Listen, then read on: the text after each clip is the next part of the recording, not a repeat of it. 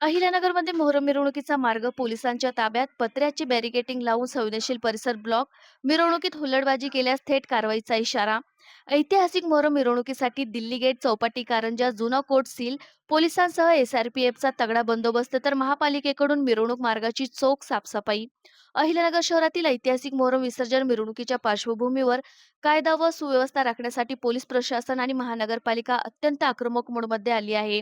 मिरवणूक शांततेत व सुरक्षित वातावरणात पार पाडण्यासाठी प्रशासनाने संवेदनशील भागात तगडी नाकेबंदी केली आहे. मिरवणुकीचा मुख्य मार्ग असलेल्या दिल्ली गेट, चौपाटी, कारंजा आणि जुना कोर्ट रोड या संवेदनशील भागामध्ये प्रशासनाने पत्राचे मजबूत बॅरिकेडिंग टाकून परिसर पूर्णपणे सील केला आहे. मुख्य मिरवणूक मार्गावर स्थानिक पोलिसांसह राज्य राखीव पोलीस दलाच्या एसआरपीएफ तुकड्या तैनात करण्यात आल्या आहेत. मिरवणुकीत शांतता भंग करणाऱ्या किंवा हुलडबाजी करणाऱ्या समाजकंटकावर थेट आणि कठोर कायदेशीर कारवाई केली जाईल, असा सज्जड इशारा पोलीस प्रशासनाने दिला आहे.